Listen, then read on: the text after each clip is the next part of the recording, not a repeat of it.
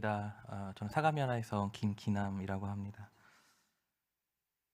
어, 오랜만에 뵙는 분들이 계셔서 너무 반갑고, 또 오늘 일상이라는 찬양이 사실 너무 마음이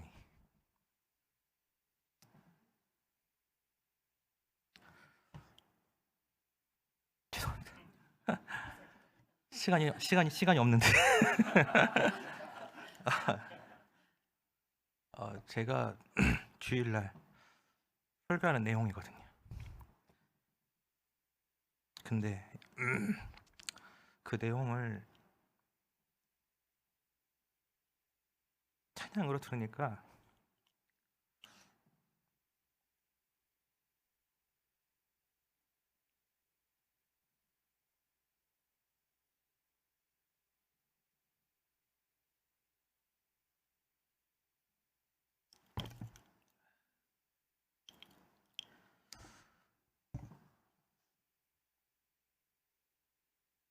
제가 반복해서 하는 말인데도 하나님이 저한테 하신 말씀으로 듣게 되었습니다. 귀한 찬양 감사드립니다. 간증을 좀 하겠습니다. 좀 떨립니다. 사실 간증할 때마다. 왜냐하면 제 간증 속에 제가 아니라 하나님이 드러나고 여러분이 그 속에서 하나님을 만나면 좋겠는데 혹 제가 제 이야기만 하지 않을까라는 좀 걱정도 있습니다. 저는 중학교 2학년 때 마라톤 선수였습니다. 송기정 선수가 나온 학교에서도 또 여러 학교에서 특화제가 왔었고요. 저는 이제 구로구에서 처음 합숙 생활을 하면서 학교를 다녔습니다. 제가 제주도 합숙 다녔을 때 저희 부모님이 이혼을 했습니다. 저희 아버지가 어머니를 좀 때리셨거든요.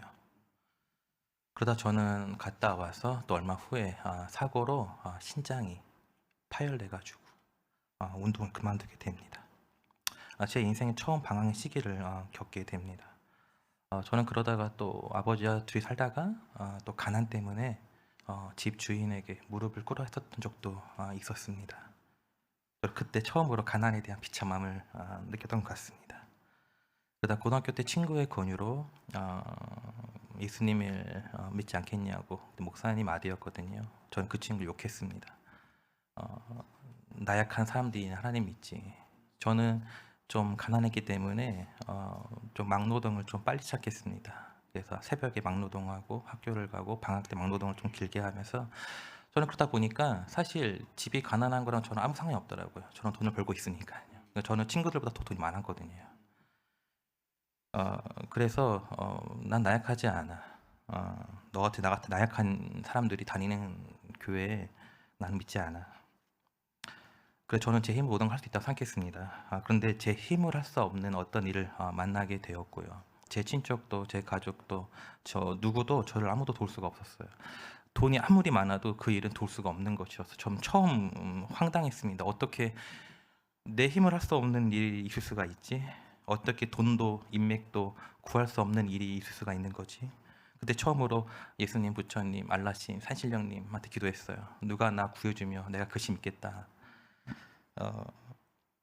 그때 새벽 3시 아버지가 술 취고 오셔가지고 좀 나가 있으라 그러는 거예요. 그리고 집을 막 부시는 거예요. 그때 친구가 전화를 했어요. 그때는 제가 술 먹었거든요. 좀 방황 시기에. 근데 그런 친구들보다 저 전도했던 제가 맨날 욕하던 그 친구가 생각나더라고요. 그래서 그 친구 전화를 해서 너 나와줄 수 있겠니? 그 친구가 저한테 말버스 타고 한 30분 거리인데 와준 거예요. 그러더니 제 이야기를 이제 동틀 때까지 들어주면서 내가 이렇게 힘든지 몰랐다 하면서 울어주는 거예요. 그래서 어떻게 내 맨날 욕하던 친구인데 그 시간에 날 위해 나와주고 내 얘기를 듣고 어떻게 울어줄 수가 있지? 얘가 믿는 하나님 뭐지? 그때부터 하나님에 대한 관심이 생겼고요. 그리고 저는 하나님을 믿게 되었습니다. 저는 그러다가 이제 파리크라상에 이제 취업하게 되고요. 거기서 이제 일을 했는데 제가 만든 빵과 케이크를 사람들이 먹으면 너무 맛있다 그러는 거예요. 그 처음으로 기뻤고요. 처음으로 보람을 느꼈어요. 아, 나도 손님과 함께 기뻐할 수 있는 일이 있구나. 그럼 내가 더 잘 배워가지고 더 기쁘게 해줘야지라는 마음으로 일본 유학길에 오게 됩니다. 그때 저희 어머니가 이혼하시고 일본에 계셨거든요. 그러다가 하다가 그때 선교사님이 갑자기 저한테 너 헌신하지 않겠니 말씀하시는 거예요. 저는 너무너무 하고 싶지 않았어요. 왜냐하면 저는 가난이 싫었어요. 어릴 적 급참함이 싫어서 제 꿈은 무조건 부자가 되는 거였습니다. 그리고 저는 말더듬이에요 원래. 저는 원래 언어장애가 있었습니다. 저는 어릴 때부터 말더듬이어가지고 안녕하세요. 저는요라고 말했던 친구였거든요.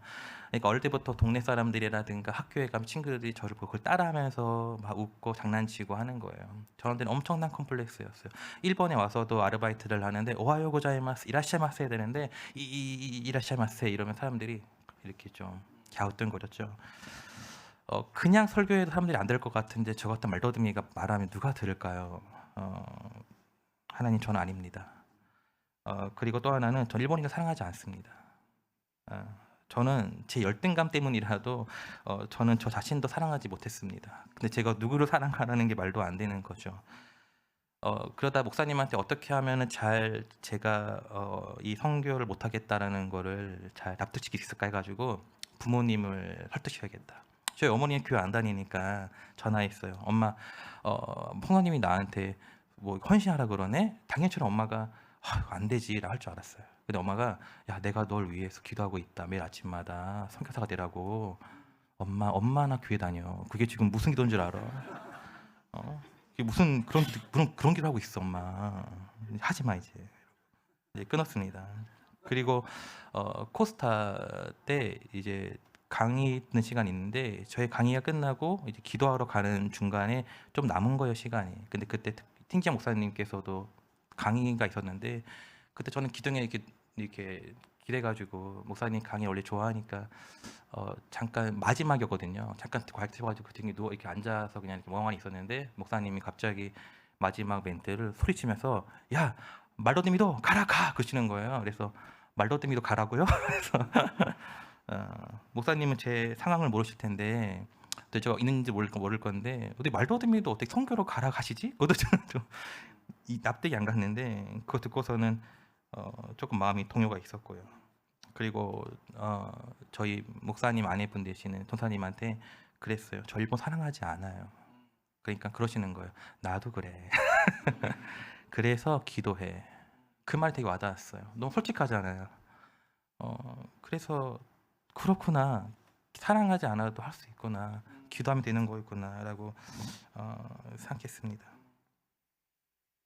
그래서 저는 어쩔 수 없이 선교사 됐냐?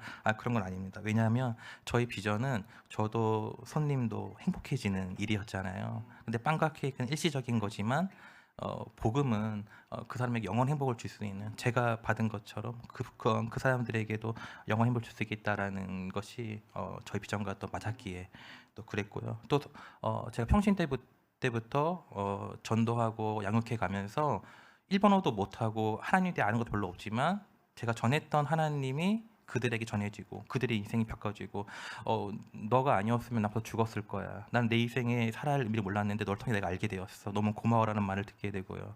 어떤 아버지는 쌀감만을 가지고 와가 너무 고맙다고. 우리 아들이 우울증에 말도 잘 안 하고 웃지도 않았는데 매일 집에 오면 웃는다고. 왜 그러냐고 물으니까 요새는 교회 다녀. 그래서 너무너무 고맙다고. 그래서 너무 사실은 재미있는 거예요. 어떤 대단한 사명감 가지고 제가 된 건 아니겠지만 저는 그런 경험을 통해서 일본인에 대한 그런 변화가 관심과 기대가 생기게 되었고요. 그리고 사실은 즐거웠습니다. 그러다 저는 이제 선교사가 되고 결혼을 하고 이제 개척을 했습니다. 근데 그때가 딱 또 코로나 시기였고 전도 중간에 갑자기 팬데믹 생포대가 되고 어려워졌어요. 그래서 전도가 어려워지고 경력 사람들도 교회 안 오게 되고 저희 가족끼리 예배만 드리는 게 거의 1년, 2년 이렇게. 그래서 난 여기 왜 있는 걸까? 그래서 굉장한 허무감에 빠져 있었고요. 그래서 그때 성교란 뭐지라는 질문을 다시 던지게 되었습니다. 그때 제가 아는 어떤 형사님이 미국에 계신 형사님이 그러시는 거예요. 기남 선교사님은 일본인들은 어떤 사람들이니까 당신의 인생의 동반자이십니까? 아니면 성교의 대상이십니까? 둘 다 맞죠. 저 대상이기도 하고 동반자이기도 하죠. 그런데 제 자신의 전도가 지금까지요. 저는 전도 왕이기도 했습니다. 저는 사실 일본인을 전도하고 양육시켜서 세우는 그런 프로세스가 사실 몸에 익다 보니까 옛날에는 그게 어렵지 않았어요. 지금은 어렵지만 어, 그런데 이게 점점 반복해 가고 이걸 통해서 뭔가 제가 받는 교회 분들의 시선이 달라지다 보니까 전도의 목적이 돼 버린 거죠, 사람이요. 물론 사랑과 어떤 사명이라 여겼지만 제 욕심을 감추기 위한 정당화일 뿐이었습니다. 그래서 사람을 사람으로 보기 위해 '내가 선교를 하지 않으면 안 되겠다.'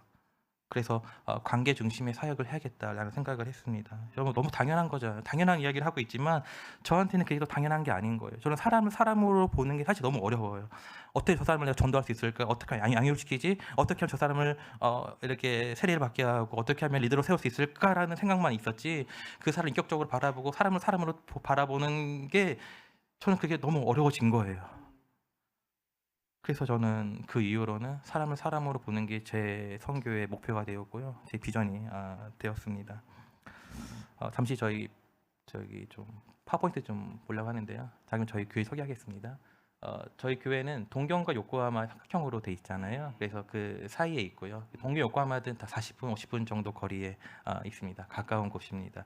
그러니까 여러분 언제든지 오시면 방을 제공하겠습니다. 저희도. 네, 그 다음 사진 보여드릴까? 네, 저희 교회 아까 봤고요. 그 다음 사진.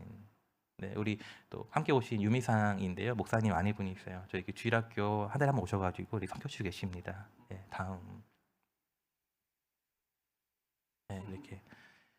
원래 저희 아이들만 하는데요. 가끔씩 이제 아이들 불러가지고 또 이렇게 예배 드리고 하거든요. 그 다음이요.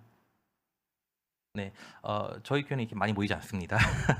근데 저희는 이렇게 이벤트마다 독립분들과 함께 예배를 만들어 가요. 그래서 여기 분이 동화책 읽어주시면은 제가 그 동화책을 가지고 설교를 하고요. 그리고 이제 저희 이제 댄스 스쿨, 영어 스쿨을 하는데 거기서 이제 예배 때 이제 발표회를 하고요. 그 분 초청하고요. 이때 이런 이벤트를 매년 한 대여섯 번 갔는데요. 그때마다 이분들이 복음을 들을 수 있는 기회가 되는 겁니다.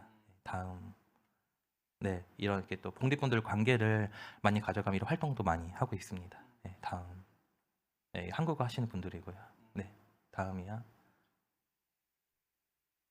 네, 우리 이제 영어하고 댄스하는 아이들 스위치 게임 같이 놀고 있는 게임 모습입니다. 다음이야. 네, 댄스 스쿨 우리 아이들 모습이고요. 다음이니까. 예.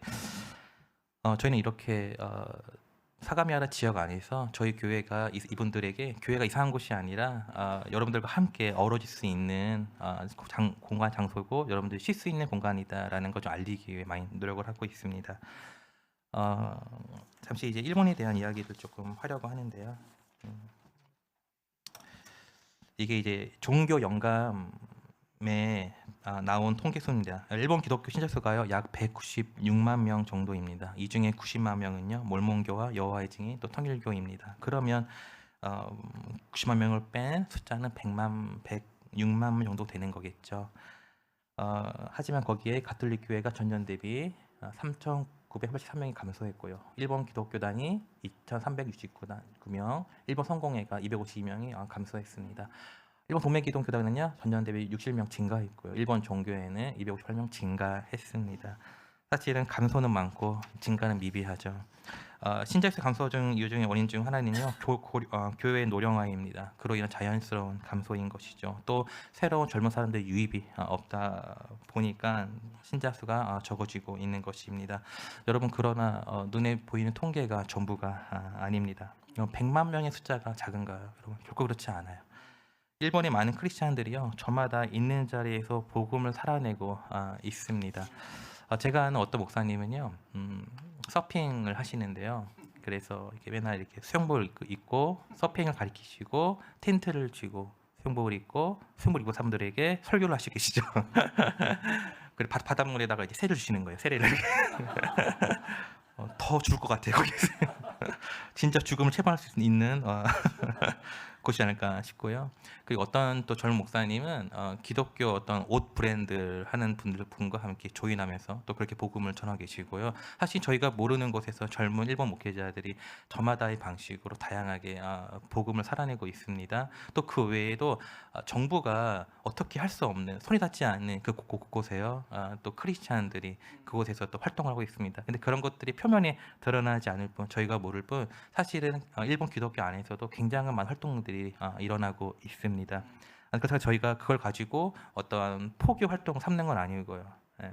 올 사람 외세인이 모르게 하라라는 그 말씀 때문에 우리는 그 영혼을 섬기는 일에 최선을 다하고 있는 것뿐입니다. 그리고 이들이 살아낸 삶이 여러분 분명 일본을 변화시키고 있다는 것도 사실입니다. 여러분 그러니 숫자가 어떻게 되든 여러분들도 인내를 가지고 또 일본을 위해 함께 기도주기를 바랍니다. 전 일본인들의 신앙은 숯불에 비유하곤 합니다. 이들이 믿어하셨을 때 은은하게 변함없이 불타오르기 때문입니다. 저런 복음은 그들에게 우리에게 진심이 전해지는 과정이며 또 이것은 곧 그들에게 복음이 전해지는 과정이라고 생각합니다. 이렇게 뿌려진 씨앗이 언제 어느 때에 열매를 맺어갈까 저 사실 기대가 많이 됩니다. 제게 있어서 선교지에 살아가는 삶이란 현지인들의 삶 속에 녹아져 어우러져 그들과 함께 살아가는 것이기 때문에 시간이 좀 더디 걸릴지 모르겠습니다. 그러나 저는 하나님께서 반드시 일본을 이사야서의 마른 뼈가 살아나듯 그러한 부흥이 일어날 것을 또 기대합니다. 네, 감사합니다.